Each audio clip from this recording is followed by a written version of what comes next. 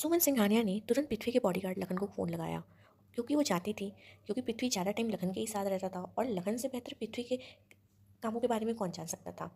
Call पे लखन। जी ma'am बोलिए। लखन आज तू घर होके तब अपने घर पे जाना, मुझे तुझसे इंपॉर्टेंट बात करनी है। Lakhan okay ma'am. Lakhan phone cut करता है और शाम के टाइम वो सिंघानिया विला पहुंचता है। सिंघानिया विला में लखन और सुमन सिंघानिया दोनों सोफे पे बैठे रहते हैं और बीच में काया की फाइल और फोटो रखी रहती है। सुमन सिंघानिया। अच्छा लखन, अब तू बताएगा या फिर मैं खुद से पता लगा लूँ कि कौन है ये लड़की। लखन। सॉरी मैम, मैं नहीं बता सकता, ये कॉन्फिडेंशियल है, बॉस ने मना किया है। सुमन। अब तू बताएगा या फिर दूँ तेरे कान के नीचे एक चपेट। अब लखन क्या करता। लखन को तो बताना ही पड़ा। लखन ने पृथ्वी और काया के बारे में सारी बातें बता दी, लेकिन उन्होंने ये भी बताया कि काया को इस बारे में कुछ भी नहीं पता है। सुमन जैसे जैसे उनकी बातें सुनती जाती, सुमन को हंसी आ जाती। सुमन कहती है ठीक है, अब तू जा, अब जो करूँगी मैं ही करूँगी। 2 दिन बाद पृथ्वी इंडिया वापस आता है। वो एयरपोर्ट से डायरेक्ट अपने ऑफिस चला जाता है। ऑफिस पहुंचते ही रिसेप्शनिस्ट ने उसे रोका और उसको काया का लेटर देते हुए बोली, सर 2 दिन पहले एक लड़की आई थी, उसने आपके लिए ये लेटर छोड़ा था। पृथ्वी ने बिना देखे वो लेटर अपने पास रख लिया और अपने कैबिन में चला गया। पृथ्वी अपने कैबिन में जाके बैठ गया और अपने लैपटॉप पे काम करने लगा। काफ़ी देर काम करने के बाद पृथ्वी आज थका हुआ था ज़्यादा ही, वो घर जल्दी निकल गया। घर पहुंचने के बाद माँ ने खुशी खुशी उसको गले लगाया, पृथ्वी आ गया तो बेटा। ओहो, 2 दिन में तो कितना कमज़ोर हो गया, खाने पीने का ध्यान ही नहीं रखता था। माँ 2 दिन में मैं कोई कमज़ोर होता है क्या, मैं ठीक हूँ, पृथ्वी ने अपनी माँ से बोला। अच्छा ठीक है, आप जल्दी से आप मुझे खाना लगवा दो, मुझे बहुत तेज़ से भूख लगी है। माँ। हाँ हाँ तू रुक, आज मैंने कुक को बोल के तेरे पसंद का ही सारा खाना बनवाया है, चल तू जाके जल्दी से फ्रेश हो जा, मैं खाना लगवाती हूँ डाइनिंग टेबल पे। इतना बोल के माँ चली जाती है और पृथ्वी रेडी होके नीचे डाइनिंग टेबल पे आ जाता है। सब एक साथ डाइनिंग टेबल पर बैठ के डिनर कर रहे थे। हमेशा की तरह परवेश सिंघानिया पहले ही खाना खा लेते थे या पृथ्वी के खाने के बाद वो खाना खाने आते थे। टेबल पे रूही रोहन, भाई आप हम दोनों को बिना बताए ही चले गए थे, हमें बहुत बुरा लगा। पृथ्वी। सॉरी रूहो, सॉरी रोहन, मैं जल्दी में था इसलिए नहीं बता पाया। वैसे तुम दोनों की पढ़ाई कहाँ तक पहुँची, तुम्हारे फाइनल एग्जाम्स भी आने वाले हैं ना। तभी रोहन खांसते हुए, भाई एग्ज़ाम की प्रिपरेशन हो जाएगी। रूही चल, हमें प्रोजेक्ट बनाना है ना, अपना टीचर ने दिया था, चल जल्दी से हम बना लेते हैं। हाँ रोहन चल। रूही ने सहमति दिखाई और दोनों वहाँ से चले। पढ़ाई के नाम पे दोनों ऐसे ही भाग खड़े होते थे। पृथ्वी को उनके फ्यूचर को लेकर बहुत टेंशन होता था। उन दोनों के जाने के बाद उसने माँ से बोला, माँ कैसे चलेगा, ये दोनों इतना इग्नोर कर रहे हैं, आगे इनका फ्यूचर क्या होगा, आप बताइए। माँ। अरे पृथ्वी तू टेंशन मत ले, वो दोनों अभी बहुत छोटे हैं, आगे समझ जाएंगे, अभी उनको अपने अच्छे बुरे की पहचान नहीं है। जब मैच्योर होंगे तो खुद ही अपनी पढ़ाई को सीरियस लेने लगेंगे। तू अपने लाइफ के बारे में सोच, समझा। और इतने दूर से तू थक के आया ट्रैवल करके, अब जाके अपने रूम में रेस्ट कर। अरे हाँ पृथ्वी, मुझे तुझसे कुछ इंपॉर्टेंट बात करनी है, तो खाने के बाद तू सीधे डाइनिंग हॉल में मिल, मुझे बहुत ज़रूरी बात है। पृथ्वी थोड़ा सा शॉक होता है, फिर उसने माँ को हाँ बोल दिया। थोड़ी ही देर में पृथ्वी और उसकी माँ डाइनिंग टेबल से उठ के जाके हॉल में बैठ गए। माँ ने पृथ्वी को काया की फ़ोटो दिखाते हुए बोला, अब पृथ्वी तू बताएगा या फिर मैं बताऊँ। पृथ्वी शॉक हो जाता है थोड़ी देर के लिए। पृथ्वी बोल क्या हुआ, कौन है ये लड़की और इसकी फ़ोटो तेरे कपड़ में क्या कर रही थी, सच सच बताना पृथ्वी। पृथ्वी ने अपनी माँ को सारी बातें सच सच बताना ही ज़रूरी समझी। उसने अपनी माँ को सारी बातें सच सच बता दी और फिर उसने अपनी माँ से बोला, माँ मैं काया को बहुत पसंद करता हूँ, उससे बहुत प्यार करता हूँ और मैं उसे शादी करना चाहता हूँ। पृथ्वी के मुंह से ये बातें सुन के सुमन की आंखों में हल्के आंसू आ जाते हैं और वो उठ के खड़ी हो जाती हैं और पृथ्वी को गले लगा लेती हैं। मेरा बच्चा, कभी भी ज़िंदगी में तूने कुछ भी मुझसे नहीं मांगा, इतना बड़ा हो गया आज तक तूने कभी भी कुछ नहीं मांगा अपने लिए। पहली बार तूने अपनी माँ के सामने कुछ बोला है अपने दिल की बात, तो मैं चाहे जैसे भी तेरे लिए वो पूरा करूँगी। माँ I love you so much, Prithvi ने अपनी माँ को हक करके कहा। अच्छा ठीक है पृथ्वी, अब तू जाके सो जा, हम कल बात करेंगे। पृथ्वी अपने रूम में जाता है और अपने बेड पर लेट जाता है और सोने की कोशिश करने लगता है। थका होने के बाद भी उसको नींद नहीं आ रही। अब पृथ्वी को अंदर ही अंदर टेंशन हो रहा था कि कहीं उसने जल्दबाजी तो नहीं कर दी। पृथ्वी सोच रहा था अब पता नहीं माँ क्या करेंगी, और उसको यही सोच के नींद नहीं आ रही थी। फिर पृथ्वी ने खुद से कहा, छोड़ो पृथ्वी, जो होगा देखा जाएगा, आगे अगर काया मानना होगा मानेगी, नहीं तो मैं तो उसे अपने ढंग से मना ही लूँगा। इतना बोल के पृथ्वी एक डबल स्माइल देता है और सोने की कोशिश करता है और जल्दी उसको नींद भी आ जाती है। अगले दिन सिंघानिया वाला रोज़ की तरह रूही रोहान अपने स्कूल चले जाते हैं। परवेश सिंघानिया ऑफिस अपने और पृथ्वी अपने ऑफिस। शाम का वक्त काया के घर। डाइनिंग हॉल में काया के दादा दादी और उनके सामने सुमन सिंघानिया बैठी थी। टेबल पे बहुत सारे फ्रूट्स और मिठाइयाँ रखी थी, कह सकते हैं कि वो शगुन का सामान था। काया के दादा दादी को समझ में नहीं आ रहा था कि सिंघानिया खानदान की बहू उनके घर आई है। तीनों लोगों में बातचीत ही हो रही थी, तभी सुमन सिंघानिया ने बीच में बात काटते हुए ही कहा, शर्मा जी मैं आपकी बेटी काया का हाथ अपने पृथ्वी के लिए मांगना चाहती हूँ, मैं काया को अपने घर की बहू बनाना चाहती हूँ। शर्मा जी ये सब सुन के शौक हो जाते हैं। फिर वो बोलते हैं, देखिए मिस्टर सिंघानिया, हम बहुत सिंपल लोग हैं। कायू हमारी बेटी बहुत मासूम है और बहुत भोली भी। वो आपके घर में एडजस्ट नहीं कर पाएगी। आप लोग बहुत बड़े लोग हैं और हम लोग कहाँ नॉर्मल लोग, एक मिडिल क्लास लोग। तभी सुमन सिंघानिया ने बोला, शर्मा जी आप बिल्कुल टेंशन मत लीजिए, मुझे अपने बेटे की पसंद पे पूरा भरोसा है। उसने काया को पसंद किया है तो काया में कुछ तो देखा होगा ना। नहीं तो मेरा बेटा आज तक किसी भी लड़की को आंख उठा कर देखा भी नहीं है और ना ही किसी को अपने करीब आने दिया है। काया के दादा दादी आगे कुछ बोल पाते तभी सुमन सिंघानिया ने अपनी खानदानी कंगन निकाल के काया के दादी के हाथ में रखते हुए कहा, मुझे आपके जवाब का इंतज़ार रहेगा और मुझे पता है कि मुझे अच्छा ही जवाब मिलेगा, कोई जल्दी नहीं है। तभी काया के दादाजी बोलते हैं, मिसेस सिंघानिया मैं एक बार काया से बात करना चाहता हूँ कि उसकी मर्ज़ी क्या है। तभी सुमन बोलती है, हाँ बिल्कुल ज़रूर आप बात कर लीजिए। इतना बोल के सुमन सिंघानिया वहाँ से चली जाती हैं। काया के दादा दादी उनको जाते हुए देखते हैं, फिर वो घर के अंदर आके सोफे पे बैठ जाते हैं दोनों लोग और कुछ देर तक घर में खामोशी रहती है। तभी काया की दादी बोलती हैं, पृथ्वी तो बहुत अच्छा लड़का है, हमारी काया के तो भाग्य खुल जाएंगे, लेकिन क्या वो शादी करने के लिए तैयार होगी। तभी काया के दादाजी बोलते हैं, हाँ उससे एक बार मैं पूछ लूँगा तभी कोई डिसीज़न लूँगा। आखिरकार काया हमारी इकलौती पोती है, उसका भी डिसीज़न जानना ज़रूरी है। तभी दादा और दादी दोनों लोग साथ में बोलते हैं, लेकिन काया तो पृथ्वी को बिल्कुल पसंद नहीं करती है, तो उससे शादी कैसे करेगी। दोनों लोग एक दूसरे का फेस देखते हैं और टेंशन में आ जाते हैं। कुछ देर तक खामोशी रहती है। फिर दोनों ने डिसाइड किया कि वो काया से उनको बात करना ही पड़ेगा, क्योंकि टाइम बहुत कम था और डिसीजन लेना बहुत ज़रूरी था। क्या कहूँगा काया का आंसर, क्या वो शादी के लिए मानेगी। इधर काया अपने डांस क्लास में आती है। अपने डांस टीचर को वो ना पाके वो रिसेप्शन पे जाके उनके बारे में पूछती है। उसे रिसेप्शनिस्ट से पता चलता है कि उसके जो डांस टीचर थे उनको और अच्छी जॉब मिली है, जिसकी वजह से वो अलग सिटी में शिफ्ट हो गए। काया सुन के थोड़ी शॉक होती है, फिर उसको थोड़ा सा टेंशन होता है क्योंकि उसका फाइनल डांस कॉम्पिटिशन होने वाला था, लेकिन ज़्यादा रिएक्ट नहीं करती है, बोलती है इट्स ओके नो इशू और फिर अपने डांस ट्रेनिंग रूम में चली जाती है। इधर पृथ्वी अलग ही टेंशन में था। वो अपने दिल का हाल कहे तो किससे कहे। उसको बस एक ही टेंशन था कि अभी तक काया के घर से आंसर क्यों नहीं आया। कहीं न कहीं पृथ्वी की माँ को भी अंदर से थोड़ा-सा टेंशन था कि अभी तक जवाब क्यों नहीं आया है, 1 हफ़्ते हो चुके हैं। क्या होगा काया का आंसर? कैसा रिएक्ट करेगा पृथ्वी? 1 हफ़्ते बाद काया का घर, शाम का वक़्त, दादा-दादी डाइनिंग हॉल में बैठे थे। कायू कॉलेज से आती है। दादा-दादी एकदम सीरियस थे। कायू, क्या हुआ दादू? इतने सीरियस क्यों हो आप लोग? दादी, क्या हुआ? बताओ मुझे। कुछ हुआ है क्या? मम्मा का फ़ोन आया था लंदन से, कुछ बोल रही थी क्या? कोई सीरियस बात है क्या? काया के सवालों के जवाब खड़े होते गए। तभी दादाजी बोले, काया मुझे तुझसे कुछ इंपॉर्टेंट बात करनी है। आ बैठ जा पास में। कायू पहले खड़ी होकर उन दोनों को देखती है, थोड़ा टेंशन में रहती है, लेकिन फिर बैठ जाती है। दादू दादी प्लीज़ बताओ ना, मुझे अंदर से घबराहट हो रहा है कि क्या ऐसा बात हो गया है, आप लोग का फेस क्यों उतरा हुआ है, प्लीज़ बताओ मुझे। काया तो पहले बात पूरी सुनेगी तभी रिएक्ट करेगी। दादी ने बोला, दादी आप बताओ तो सही मुझे क्या बात है, तब तो मैं उस हिसाब से रिएक्ट करूँगी ना। काया ने बोला। दादी थोड़ा घबराते हुए काया से बोली, काया 1 हफ्ते पहले सुमन सिंघानिया यहाँ आई थी, पृथ्वी की माँ। उन्होंने पृथ्वी के लिए तेरा हाथ मांगा है, वो तुझे अपने घर की बहू बनाना चाहती हैं। लेकिन बेटा हम लोगों ने उनको बोला है कि पहले हम काया से पूछेंगे तभी आपको जवाब देंगे। काया कुछ रिएक्ट नहीं कर पाती है सुन के, वो एकदम शॉक हो जाती है कि वो रिएक्ट क्या करे। थोड़ी देर शांति बनी रहती है, सब लोग काया के जवाब का इंतज़ार करते हैं। काया की आंखों में आंसू होते हैं, वो थोड़ा पैनिक होती है। दादी दादू आपको पता था ना, मैं आपसे बोली थी कि मुझे शादी नहीं करनी है, मैं कभी शादी नहीं करना चाहती। आप जानते हो ना पापा ने मम्मा के साथ क्या किया था, आप भूल गए। मुझे शादी करनी ही नहीं है, मुझे इन सब चक्करों में नहीं पड़ना है और मैं उस क्रिमिनल से शादी करूँ। मेरे इतने भी बुरे दिन नहीं आए हैं दादू कि मैं उससे शादी करूँ। प्लीज़ दादू आप फ़ोन करके मना कर दो, मुझे शादी नहीं करनी है उससे। Please Dadu please. दादू ये मर्द सिर्फ हमारी इमोशंस के साथ खेलते हैं, पापा ने भी हमेशा मम्मा की इमोशंस के साथ खेला और लास्ट में क्या हुआ, उनको छोड़ दिया। मुझे शादी करनी ही नहीं, मुझे शादी के नाम से नफरत है। इतना बोल के काया रोते हुए अपने रूम में चली जाती है और डोर लॉक कर। दादा दादी काया को जाते हुए देखते हैं, वो दोनों भी दुखी रहते हैं। तभी दादाजी बोलते हैं, हेमलता हमें काया के मन से ये डर निकालना होगा, क्योंकि उसको समझाना होगा कि हर मर्द एक जैसा नहीं होता, हर मर्द उसके पापा के जैसा नहीं होता है। वो शायद अभी इस ट्रॉमा से निकल नहीं पाई है। कैसे भी निकलती, बचपन से उसने अपने माँ बाप को सिर्फ लड़ते हुए देखा है, मारपीट करते हुए देखा है, तो उसके दिमाग में शादी को लेके एक अलग ही ख्याल है। हमें उसको निकालना होगा। देखते हैं बात करके क्या बोलती है। तभी दोनों काया के रूम में जाते हैं, डोर लॉक करते हैं। कायू बच्चा दरवाज़ा खोल, हमें तुझसे बात करनी है बाबू। इधर काया का रो के बुरा हाल था। नहीं दादू दादी आप लोग प्लीज़ जाओ, मुझे अभी बात नहीं करनी है, मेरा मूड बहुत ऑफ है, प्लीज़ आप लोग जाओ। दादाजी, कायू तुझे मेरी कसम, चल फटाक से दरवाज़ा खोल, मुझे तुझसे इंपॉर्टेंट बात करनी है।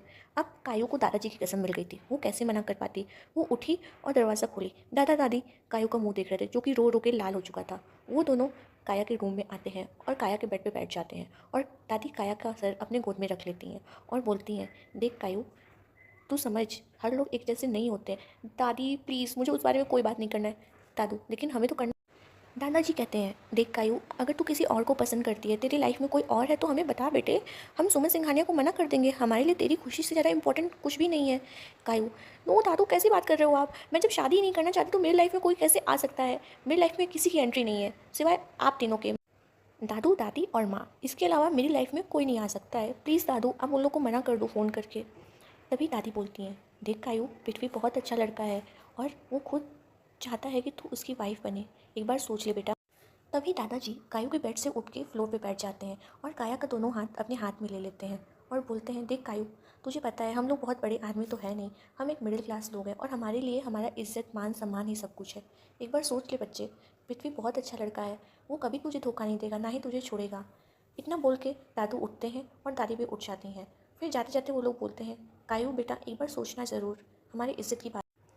कायू बच्चे, हम कल सुबह तेरा आंसर सुनेंगे तो प्लीज़ आके मुझे अपना आंसर बता देना, हम दोनों वेट करेंगे। इतना कह के दादा दादी कायू के रूम से चले जाते हैं।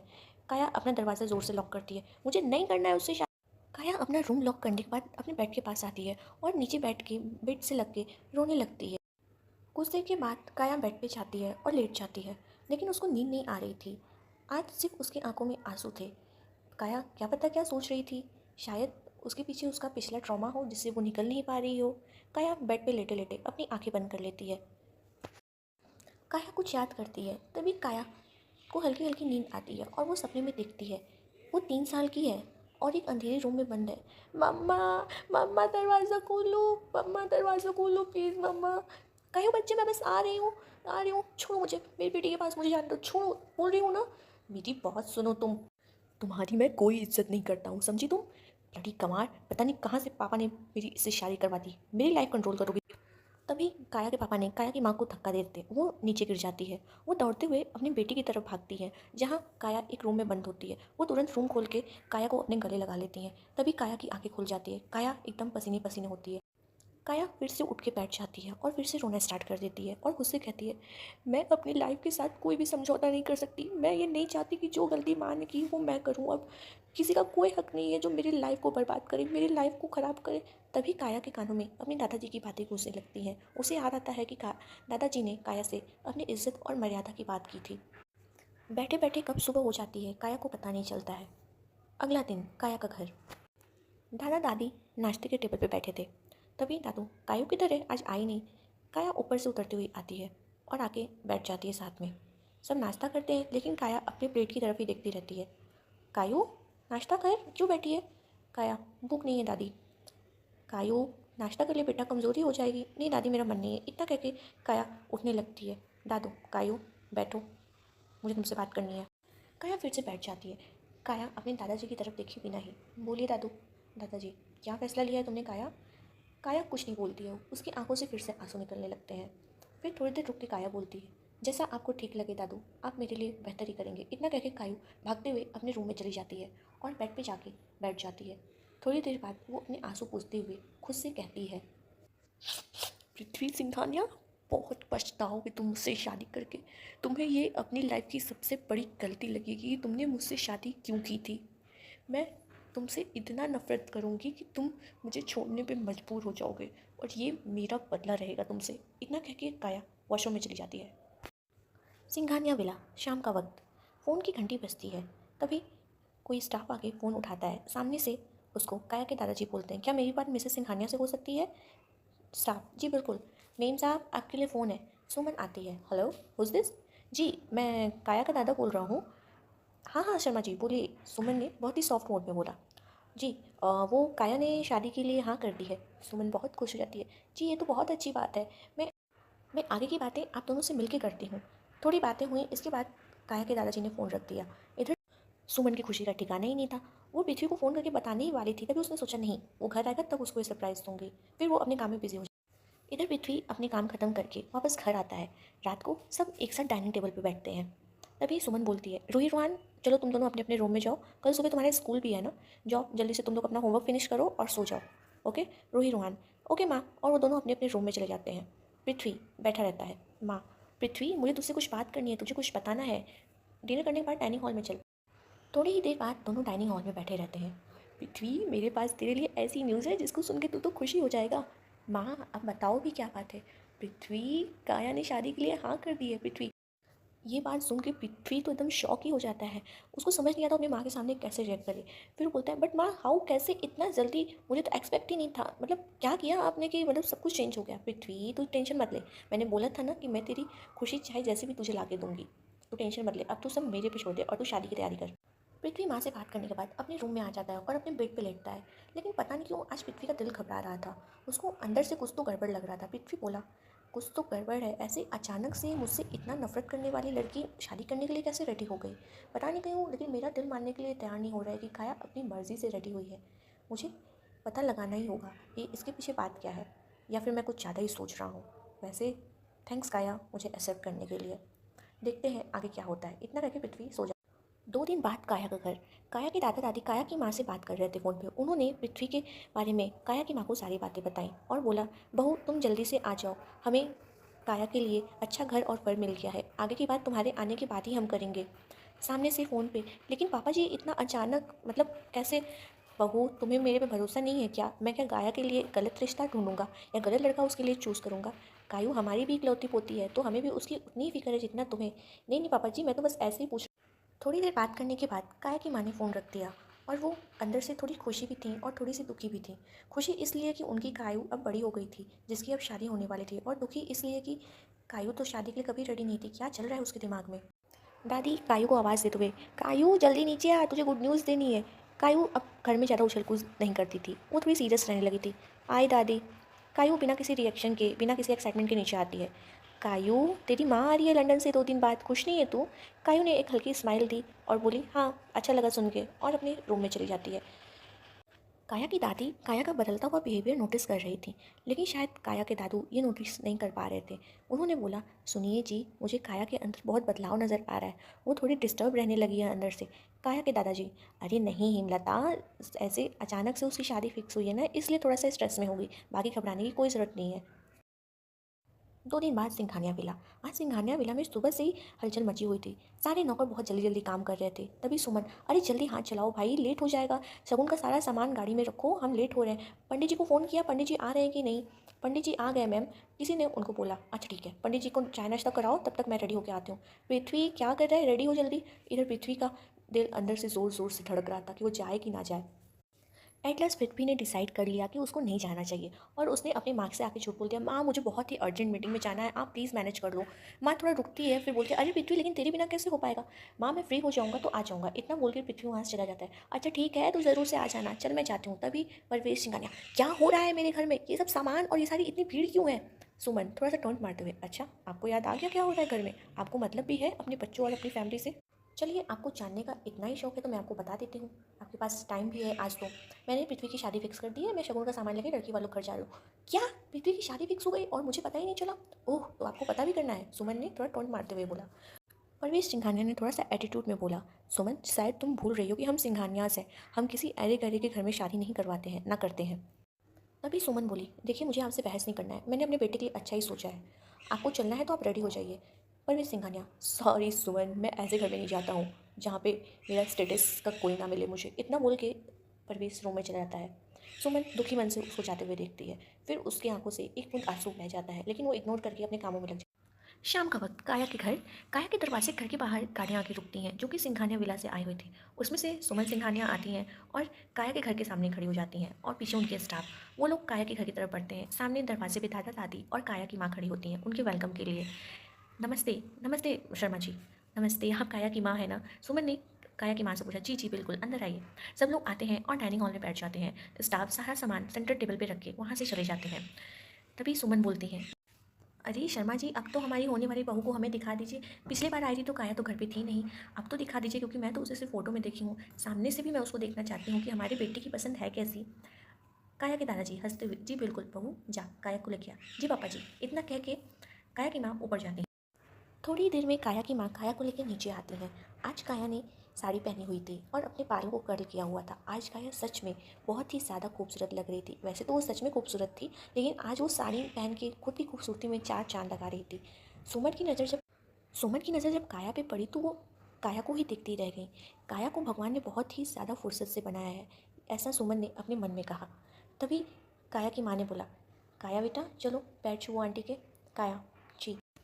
काया ने सुमन के पैर छुए और सुमन ने भी काया को भर भर के आशीर्वाद दिया। कह सकते हैं कि सुमन अपनी होने वाली बहू को देख के बहुत खुश हो गई थी। काया सुमन का पैर छू के साइड में ही उसके पास खड़ी हो गई। तभी सुमन ने बोला, अरे बेटा खड़े क्यों हो आप, आओ मेरी साइड में बैठो। काया ने अपनी माँ की तरफ देखा, उसकी माँ ने हाँ में इशारा किया तो काया जाके सुमन के बगल में बैठ गई। पंडित जी भी थे। सुमन ने काया को सुहाग की चुन्नी उड़ा दी और पंडित जी सारी रस्में स्टार्ट करने लगे। सारी रस्में होने के बाद पंडित जी ने शादी का मुहूर्त एक हफ्ते बाद का ही निकाला। काया की माँ एकदम घबरा जाती हैं, वो सुमन से बोलती हैं, लेकिन सुमन जी इतना जल्दी हम अभी तैयार नहीं कर पाएंगे, इतना कुछ इतने शॉर्ट नोटिस पे शादी, हमारी भी एक ही बेटी है, हमारी भी कुछ अरमान है।